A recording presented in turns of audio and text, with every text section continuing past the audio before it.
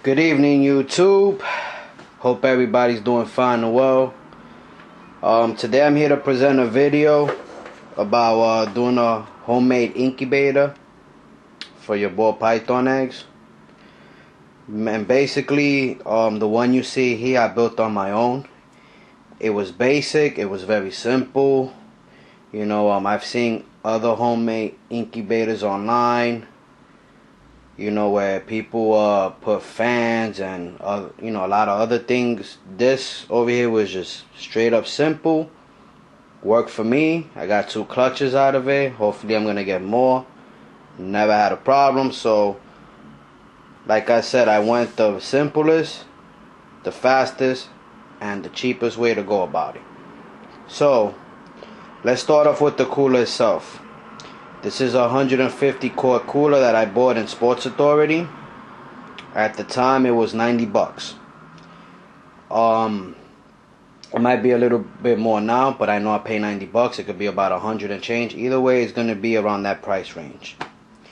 What I did was, before I set everything that you see down here, I made sure I drill holes. I took a driller. Let me show you where the wires are coming from. So I got one of these drillers here, you can see, and I basically drilled the hole over here. This has a little side compartment, and the reason why I drilled the hole through there, because when I look at where my eggs are going to be placed, I'm able to see them with the shoebox inside with the thermometer reading at the temperature. That way I don't have to open the whole incubator and let all the, you know, all the hot humidity out of there. So this is why I built it here. It has a little department, so you can see I drilled the holes and it goes straight down. These are the wires to the heat pad, which I'm gonna get into now. So after I did that, what I did was, as you can see here on the bottom, I bought a light diffuser, which is this right here, which you can get at any Home Depot for like about 20 bucks. And what I did was I measured it out towards the inside of the cooler, and like I said, look, it measured out real well. So that way I could put my shoebox and my eggs on top of it.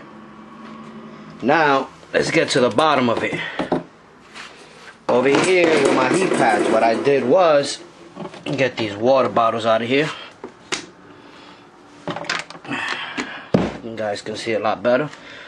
What I did was, as you can see, I put 1, 2, 3 heat pads in there.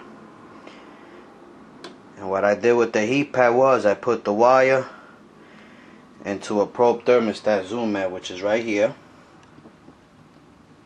What I did was, to get the actual temperature, I had to tweak it a little, but I'm gonna tell you in a little while how I was able to tweak the temperature and get the right temperature that I wanted as my eggs are incubated. So basically what I did was put the heat tape down on the bottom. I came with some water. Put the water here. See that? For the humidity. And again, I had more waters before, but what you do is you put a bunch of water bottles across.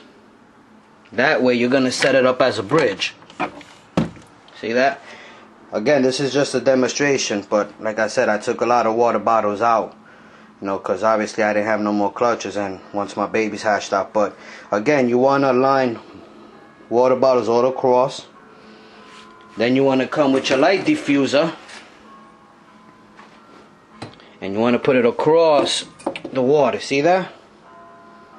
That way your light diffuser and your shoebox with your eggs are not going to hit the heat pad on the bottom. And once you do that, once you got you know, your egg set up in the shoe container, which I'm gonna do a little video on later on, You want to place your box right on there, and that's it. And you want to place it right across, you know. And this is like the best way, simple way to incubate your eggs. Now let me get to how I knew the temperatures, you know, to the accuracy that I got them on. Let me get this shoebox here. As you can see, this shoebox here, what I did was, let me sit down here and explain it to you better. What I did was, with this shoebox here, I cut a little hole on top of it, and as you can see inside, I have a digital temperature and a standard humidity temperature gauge. So what I did was, I cut a little hole here. As you can see, the probe right there for the temperature reading. Cut a little hole, and while my eggs are in here, I'm able to read the temperature right outside of it. So this would be standard. What will happen once my eggs are in here, you know, once they set up and all. I'm able to open this and see where my temperature is at. But like I said, this is why I cut the side part, why I drill the side wire to the little department container here, because here's what happens. So that I don't let all the humidity out, I open it through here, and that way I can see my temperature at the time that my eggs are incubating. So it's very simple. Now, how do I set my temperature to tweak it? This is what I did. Let me open this back up. What I did was, I cut a little center hole right there. And this is my probe right here. What I do is, I press my probe right here on the light fuser. And that's where I'm going to set my temperature to where I need it. What I do is, once I set that there, I play with the temperature over here. See, so for example, you always want to read the temperature that's inside of here, not what's out here. You want to go by what the temperature is reading inside of that shoebox. So when I had at the time my two clutches, okay, each thermometer that I had outside of their shoebox, both of them were reading at 87, 88 standard. And what I did was, the temperature here was set at 92. It was about 2 degrees up. I had to set this up for it to be at 88. So it was 91, 92. So what I did was, I tweaked it, which you can see is still there. I never actually moved it since I took my eggs out. It's right at 90. And I was able to get a reading from here, 87, 88. It never went past 89. It was always 88, 89. And that's what you want to do. You never want to go and put a thermometer here and read the temperature from here. You always want it to read correctly what's it reading inside your eggs, inside your shoebox. So that's what's pretty much standard about this homemade incubator here. And what I was able to do is, with the shoe boxes, you can fit anywhere from 5 to 9 eggs. So let's say if you do make this, you're also gonna have room.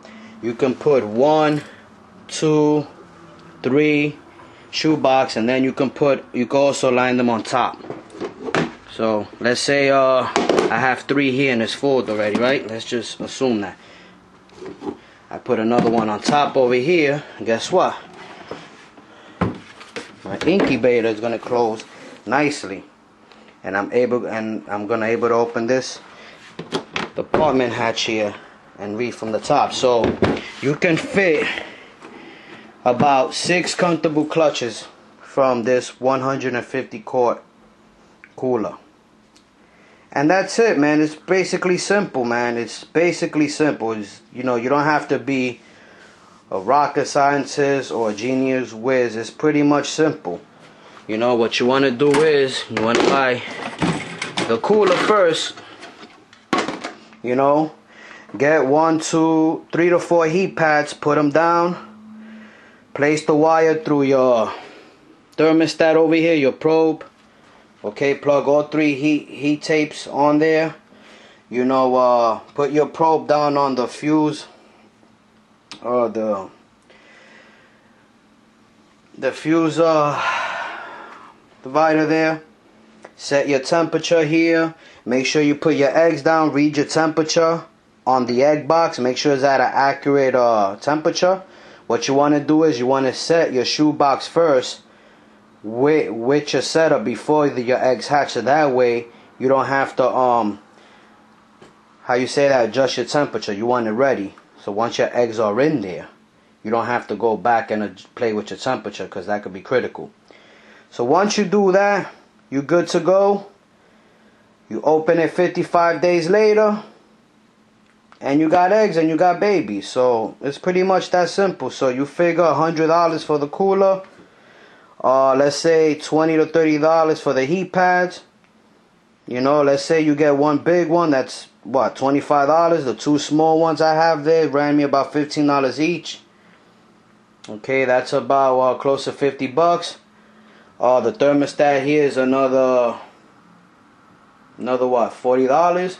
So you figure a little bit on the $200, or a little bit over 200, a little bit under.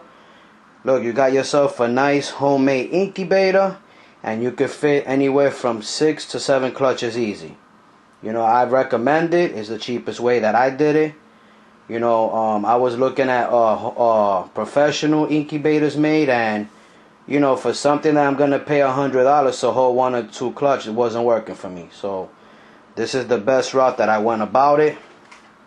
You know, and like I said, I never had a problem. So feel free, if you guys have any more questions or any more comments you want to add, feel free to ask me. And again, I'm just here to improvise information. You know, I'm here to filter down because I love our reptile community, and I'm just trying to make it easy and standard for the next guy. You know, like I'm the type that if someone teaches me something, it's only right to, you know, give it right back out. Okay, everyone, have a good night. Take care. God bless you all, and have a great season. And also, don't forget to subscribe, the button up here, or you can hit the like button down there. Good night, everyone.